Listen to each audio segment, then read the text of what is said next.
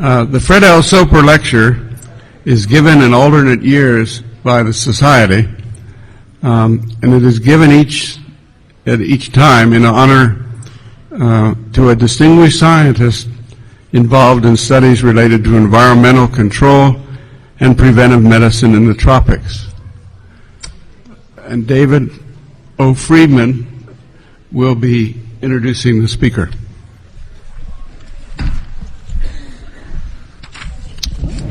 Okay, thanks, Bob. In 1978, the ASTMH Council endorsed a proposal from the Gorgas Memorial Institute, and I'm here as president representing the Gorgas Memorial Institute, that the Society and the Institute jointly establish this Fred L. Soper Lecture on environmental control and preventive medicine.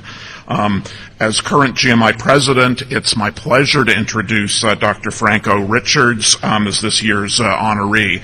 As many of you know, Dr. Soper was a disease control pioneer working throughout Latin America, including on many aspects of yellow fever, and he later served as director for 12 years in the 40s and 50s as the director of PAHO. The onchocerciasis work in Guatemala and the Americas that Rick, as Dr. Richards is known, is going to tell us about is very much in the mold and intention of this lectureship. Can I have the slides are on. Like so many in the Society who've gone on to accomplishment in tropical medicine, Rick found his calling during medical school at Cornell from the late, much revered Ben Keene, who's shown here, and I think the arrow. Yeah, that's supposed to be, that is Rick. I've been told that is Rick listening to Ben. Rick told me. I verified that with Rick. After his EIS training, Rick spent 5 years in Guatemala at the CDC Meertu field station, where he began his relationship with onchocerciasis and the eventual interruption of transmission in Guatemala. I actually first met Rick in Guatemala in 1987 at the height of the Civil War there, where as a young NIH fellow, he taught me my first important lesson. And actually the lesson was not about onchocerciasis, but about life in the field, which he was very much accustomed to by then.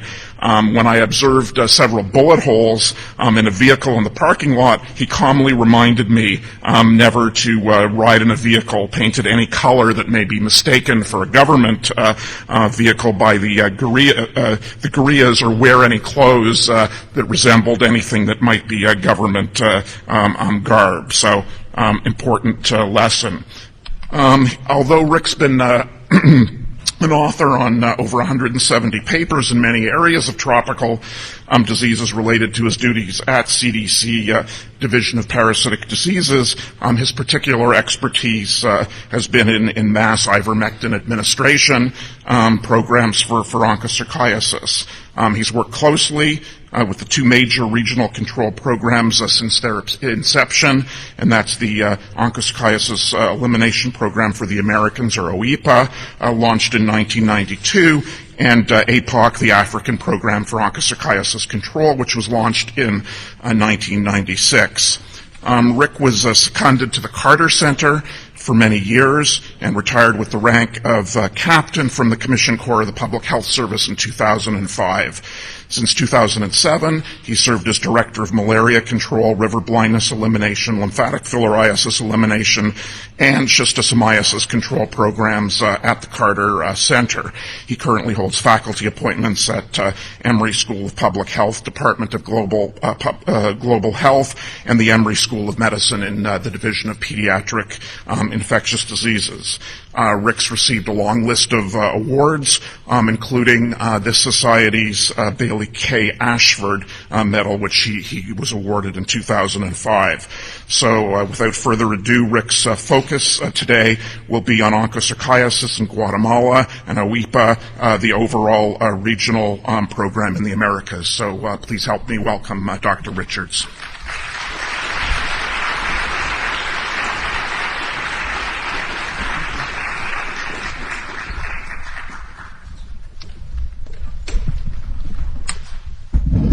Thanks, David, for that introduction.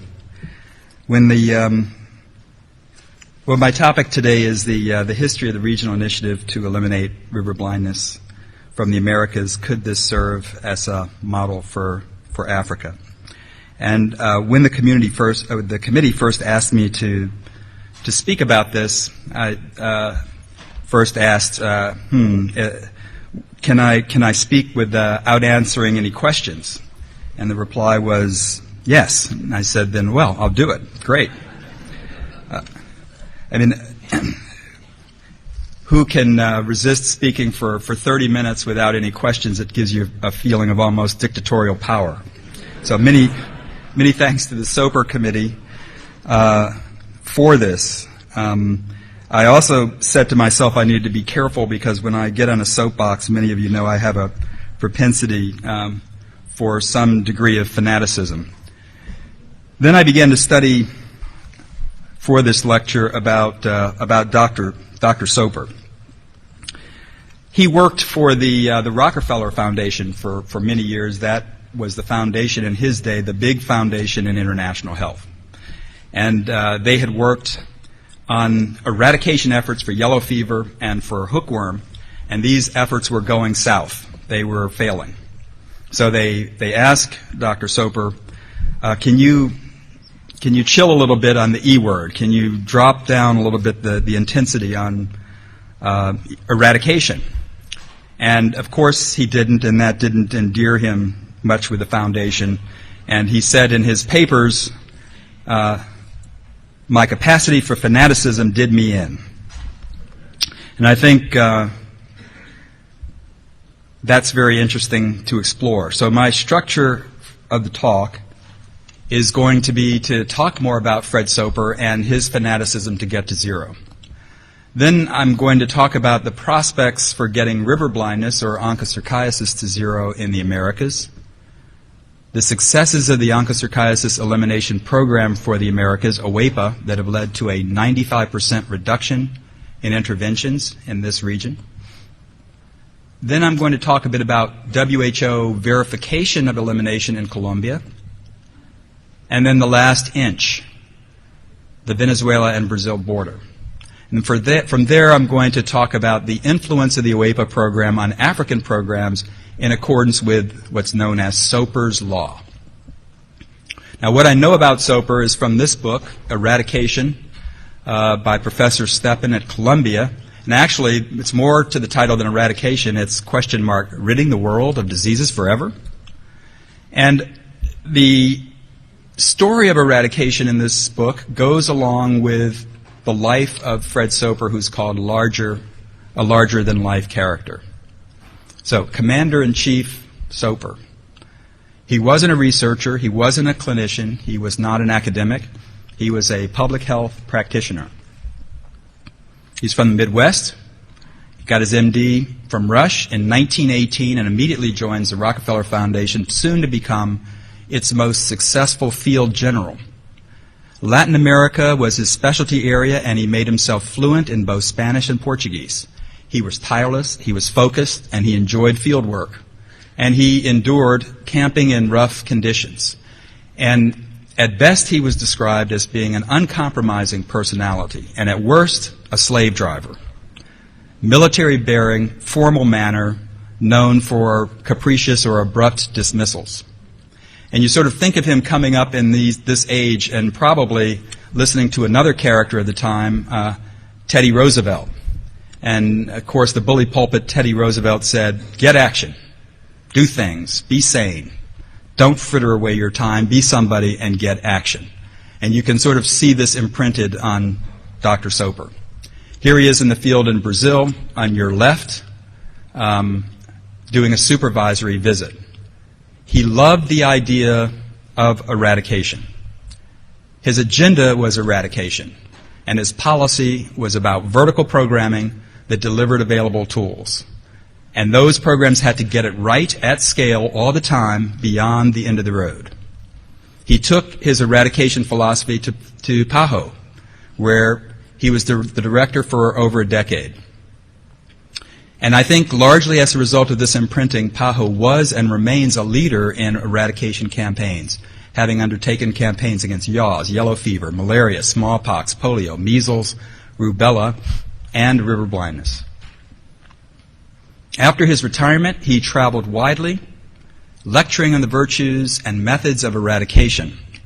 His reputation, however, faltered with the failure of the malaria eradication program in the 1960s, and ironically, sadly, he died just before smallpox eradication was declared. Yet his faith in the ideal of eradication never faltered to the end. Let's talk about the difference between control and eradication strategies. Control strategies on a time scale go on forever. Eradication/elimination strategies do have a point where interventions can be safely stopped. But usually there's a time limit, and so time becomes an enemy in an eradication elimination program. Classic definitions. Eradication, zero infection globally, surveillance no longer necessary. Elimination, zero infection regionally, interventions unnecessary, surveillance continues. Control, reduce disease, but both control measures and surveillance necessary. My boss, Dr. Donald Hopkins, he was a previous Soper lecturer, I believe, and also a smallpox warrior, penned in the New England Journal of Medicine earlier this year, an update on disease eradication, and he cautioned us, the term elimination is often used imprecisely. So, a word of friendly caution. Elimination as a public health problem does not necessarily mean you're getting to zero. You could be getting to a point of virtual disappearance, usually defined as some acceptable prevalence or incidence figure. Well, for Soper, there was no acceptable prevalence or incidence figure. He said, in a first Soper principle of many in this talk, near invisibility of a disease in a population is the point that the serious work of eradication actually begins. Very interesting quote. I will define elimination in this talk using the classic approach. Intervention means interrupting transmission. You then stop the intervention. You go into a post-intervention period. And if there's no return of the infection, then transmission is eliminated. Here's an example. This is a transmission model of onchocerciasis, vector to human, infectious bites per person per year, what we call the annual transmission potential. On your left, the red line shows you're starting the intervention. You drive transmission down to where it's virtually undetectable. Then you stop, and it comes back. This is failure detected in the post-treatment surveillance period. We've seen these graphics often in a number of different diseases, and I like to call this point the valley of death. Soper principle. The crucial test of success is to discontinue all control methods without any recurrence of the disease. Unto river blindness, RB onchocerciasis onco in this talk. 99% in Africa, small amount in the Americas. That in the Americas came via the Atlantic slave trade. Vector-borne Simulian black flies like to breed in highly oxygenated, meaning bubbling, water. This man has onco. A couple of things to note. He's squinting in the light because his pupils are fixed, because he has parasites in his eyes. That's related to the nodule on his head. You remove the nodule, there's a rolled up volvulus worm, Onchocerca volvulus. Males and females produce microfilaria, leave the nodule, get into the eyes, get into the skin, cause eye and skin disease, morbidity. They're picked up by the black fly, have to go through several transitions to become infective. If the microfilaria don't do this, dead end, they're finished. They have to make this transport. No animal reservoirs. Approach, mass drug administration, MDA. Soper knew MDA. Here was his MDA program to eradicate hookworm. These are all the worms this poor kid passed after an Epsom salt purge. Things are much better these days with, in this case, ivermectin, Mectizan, donated by Merck. This is an adult dose of 4 tablets. What does it do? It kills the microfilaria. The microfilaria by being killed reduce eye and skin disease, that's control morbidity, and can break transmission in the right circumstances. While most thought of ivermectin in the early days as a way to control morbidity, Soper would ask, how can ivermectin be used to stop transmission? Well, other people asked that too. At a Christmas party that I attended in 1987, Dr. Richard Collins, a CDC entomologist, and I were drinking rum punches. And after the third rum punch, he said, with Mectizan, a little money, and some dedicated people, we can eradicate river blindness from Guatemala. I said, okay. I've been trying to do that ever since, and I still wonder what was in that punch.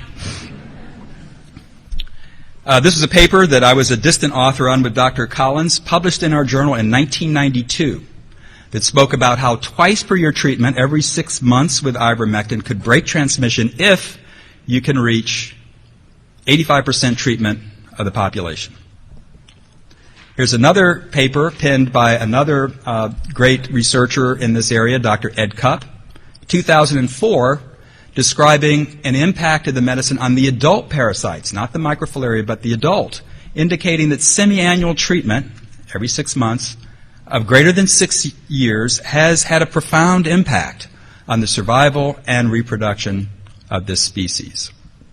So, ivermectin has a slow, what we call macrophil effect on adult fertility and longevity. Another paper in our journal, 2006, by Dr. Cupp and his wife, Dr. Cupp, looked at the experience of multiple treatments per year, twice and 4 times per year, on the longevity of adult worms, and it included a very important caution that once per year treatment is likely to be unable to interrupt transmission. I've been a twice per year treatment guy for a long time. But the frequency and duration of mass drug administration needed to eliminate onco has been fiercely debated for decades. 10 years after that 92 paper, in the Filarial Journal, the final report of the Conference on the Eradicability of Onchocerciasis, a conference, you can see all the people, made to advance the great debate of control versus elimination and once versus twice per year, and the need of improved diagnostics, still arguing about twice per year. Now on to the regional initiative in the Americas. This is the geographic distribution of onco in the Americas, much more circumscribed than in Africa, 13 foci or transmission zones in 6 countries: Mexico, Guatemala, Venezuela, Brazil, Colombia, Ecuador. Soper principle. As satisfactory eradication techniques become available, the importance of regional action must increase rather than diminish. Well, I hope I showed you some scientific basis on why the notion of moving toward elimination was thought of. So here's the regional initiative to try and execute that science-based approach. OEPA, the Onco Elimination Program for the Americas. Strategy, mass drug administration, twice per year, 85% coverage. Objective, break RB transmission in the Americas. OEPA is a dedicated regional initiative with a Soperian goal of getting to 0. Directly observed treatment with Mectizan. Operating under 3 different Pan American Health Organization regional resolutions, giving urgency, and now we're trying to get this done by the year 2015. Well-documented initiative. First paper by the first director of OEPA, Blanks, in 1998. Second paper by the third director of OEPA, Dr. Mauricio Sauerbrey, in 2008. Here's Dr. Sauerbrey, current director, who said in one of these papers, the essential elements of a successful river blindness elimination program: hard work, community engagement, attention to detail, data-driven, strong partnership, and prolonged political commitment. He missed one in his list. I'll come back to that. He was the winner of the 2012 Mectizan Award. Here he is with the award, standing next to the Carter Center staff at our office, our OEPA office in Guatemala. That office is the vanguard of the initiative to get to 0. We missed publicity and advocacy, but it's still being done. Here is Dr. Sauerbrey on CNN in Espanol talking up the regional initiative. The office is supported by a steering committee called the Program Coordinating Committee that meets twice per year. I currently chair this committee. And very, very important for the partnership, all partners coming together once per year at the Inter-American Conference on Onchocerciasis, IACO. These have been meeting since 1991 and are very important for engendering a sense of community and common vision.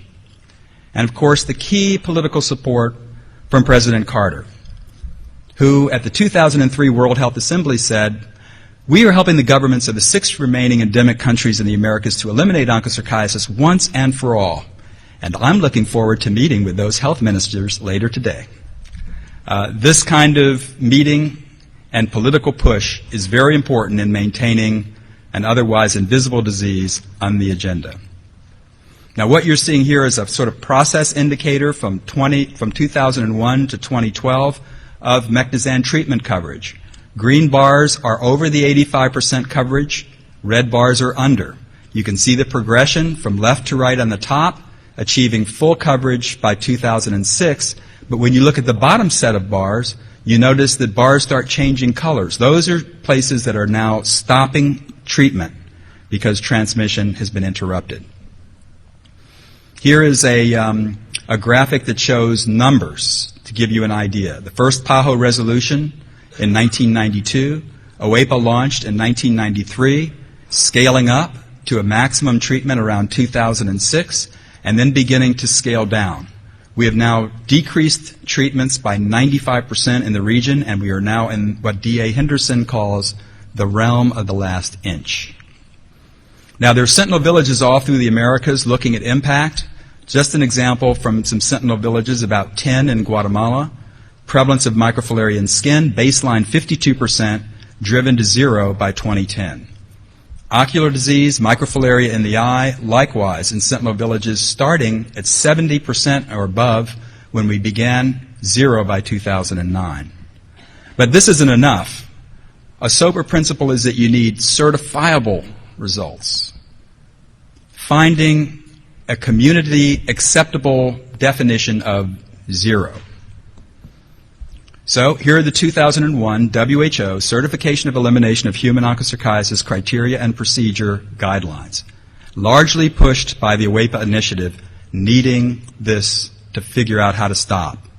0 is defined, and I'm not going to get into a lot of techno-babble here, but 0 is defined entomologically by PCR, epidemiologically by a recombinant antigen developed at NIH, the OV16, and clinically by slit lamp examinations of the eye.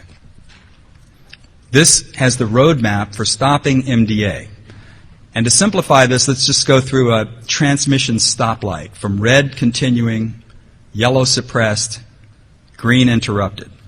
So if you start over on your left, up at the top, the red zone, the ATP, annual transmission potential, is high, which means transmission is continuing.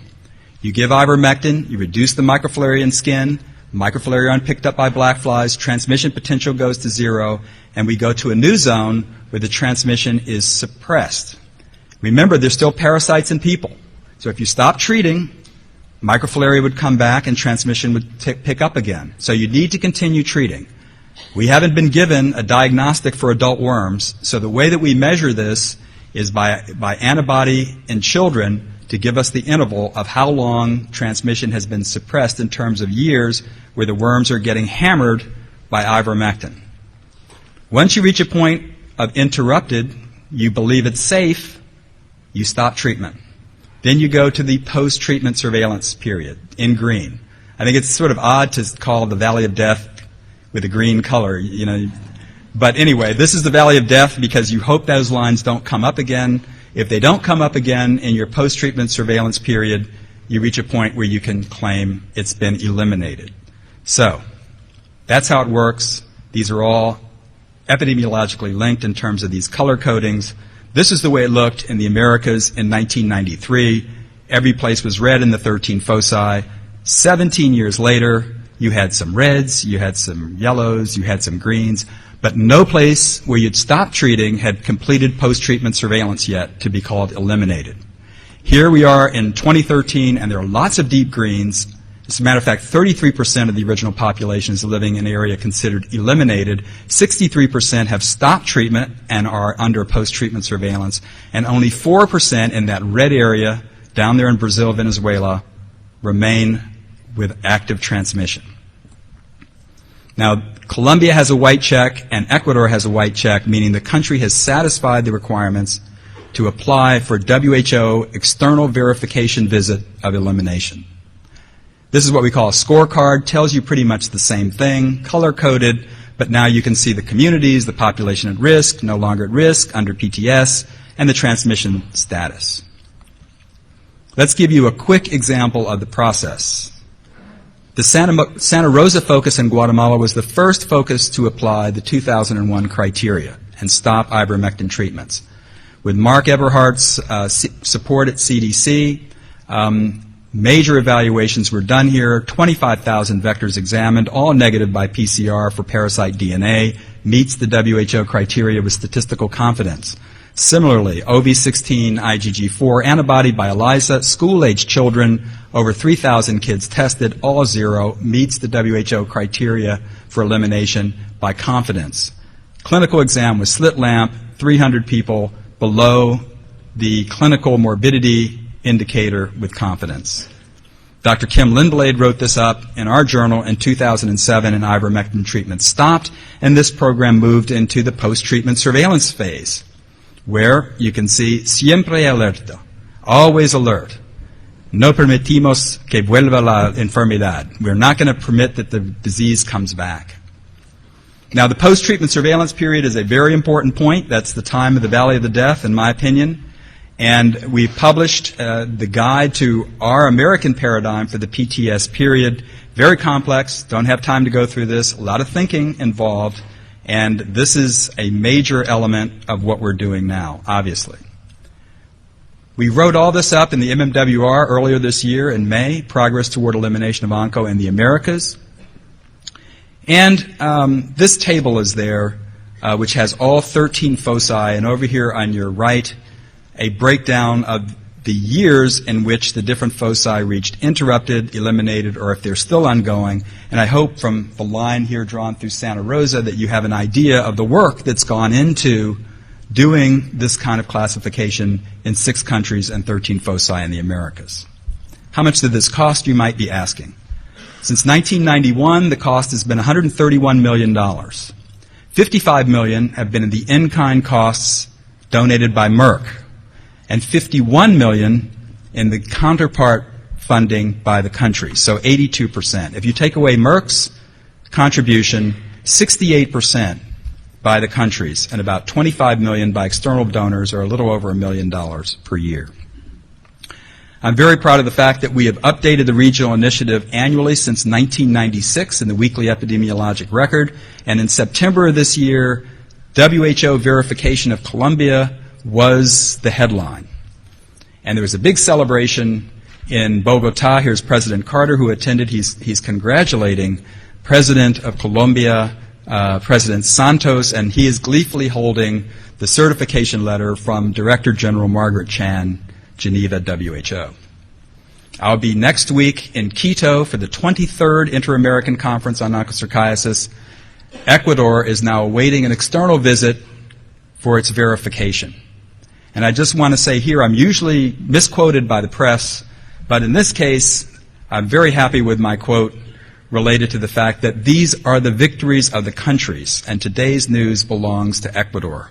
Here's the Ecuador team in 2009. I hope you're convinced that these are country programs in terms of funding and in terms of efforts, and we're assisting.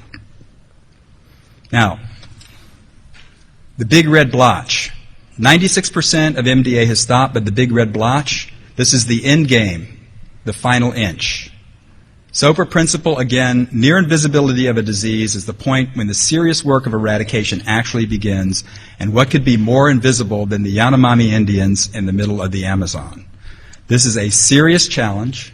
Just to give you an idea of the situation, here I can't point easily, but you can kind of see the Moluccas, the Yanomami villages, the jungle, the rivers, the boats, small helicopters, portages, hiking for 10 hours, and Cessna airplanes. Yet we're targeting the hyperendemic areas for 4 times per year treatment to try and reach our goal. This is a major effort, and the idea is like this. Here's a Google map. You can see the border. These are the current assets on the border. You can see that most of the assets are on the Brazilian side and very few are on the Venezuelan side. The proposal is to mount binational teams under a WHO banner across the border to help get treatments done. High-level political support is obviously needed. This involves a number of different ministries beside health. It involves the ministries of state and the ministries of defense. This is an airspace issue. Is this fanaticism? One nice thing is that we're not just delivering Mectizan, we're delivering immunizations, we're delivering treatments for diarrhea, pneumonia, and malaria. Okay, so where are we now? We've talked about Fred Soper, fanaticism, we've talked about getting zero, verification, Colombia, last inch. Quick bit on the influence of AWEPA on the African program Soper's Law, which is the innate power of disease eradication programs to spread beyond their original starting point until they become worldwide. Well, this was in the Lancet Infectious Disease this month. River blindness elimination in Colombia. Okay. The recent announcement that Colombia has eliminated disease caused by O. volvulus highlighted the difficult task ahead in endemic regions of Africa. This is assuming Africa is going for elimination, isn't it? Spread.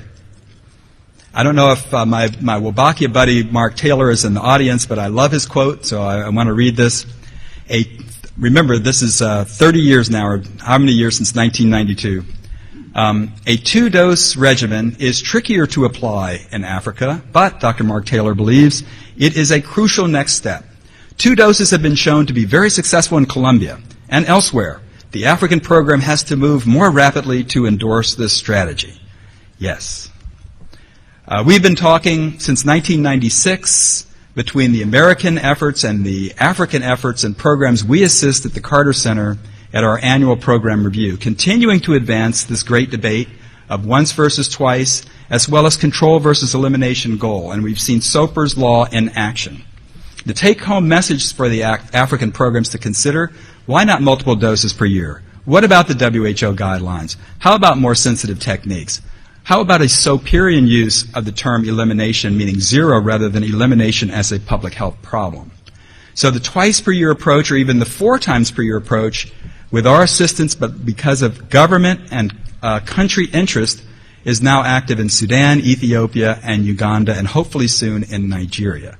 In addition, with the help of Dr. Tom Unash, the University of South Florida, as our reference technical guru, the elimination lab support with PCR and OV16 has spread to Sudan, Uganda, Nigeria, and hopefully soon to Ethiopia. That's Soper's Law. But the political change has been very interesting. In 2007, the Ugandan government announced a policy change. We're not going for control anymore, we're going for elimination. Here was the meeting in 2007 that announced that. Here's the laboratory Dr. Unash helped us set up in the Ministry of Health. Over 30,000 OV16 tests done. And I'm very happy to say that this experience is in our journal now in press. But also support for a national advisory committee with a focus purely on the onchocerciasis elimination challenge. This is hard work. This is the Uganda scorecard, which many of you will now recognize looks something like the AWEPA one, except for an aversion to yellow, covering 6.5 million people, and has been used to stop treatment in over 1 million, the largest experience in stopping ivermectin treatment on this planet Earth. This is what the map looks like. Obviously, a lot of red still there. Let's look at one example, the Mount Elgon focus. Remember Mark Taylor's, it's a tough road to get to twice per year? Well, here's the elimination policy. It's moved to twice per year. There weren't any glitches, and it worked fine. All treatments in this area have now stopped. But in addition to mass treatment, Uganda decided it was going to go with vector control using ABAID. Here are the dosing points in the Elgon area with the triangles indicating where we did adult fly captures of Simulium nevi. And this is what happened. Before we started, lots of flies. Abate dosing for a limited period, and now you have lots of zeros. Soper would be very happy with all these zeros. This is vector elimination. And of course, Soper was very interested in vector elimination of Aedes aegypti and Anopheles gambiae. He would love this graphic.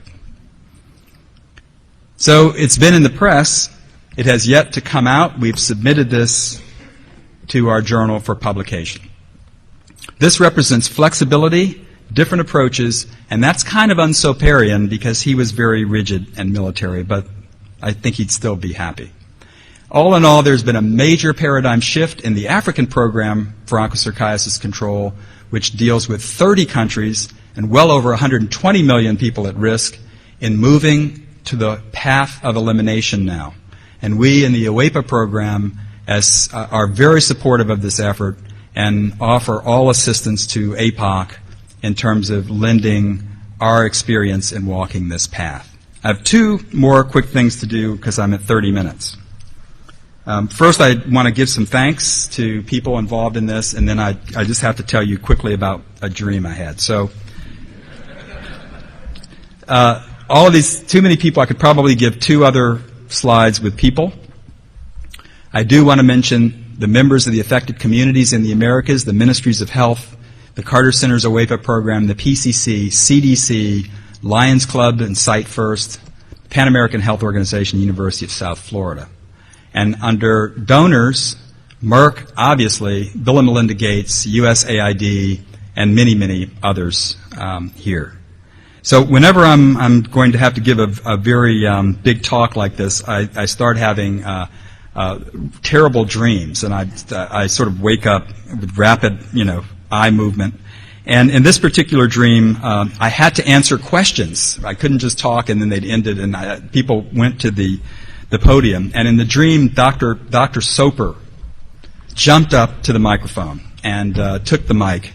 And he said, you claim that the disease is eliminated, but is it? And then I had to give him, a very frail but proverbial reply that many of you are familiar with. Sir, that depends upon what the meaning of is. All he did was look at me. I woke up in a cold sweat. And so we'll never know what his reply was. Maybe you'll have some thoughts. But I just want to thank all of you for staying through this and making this Soper lecture a dream come true. Thanks very much.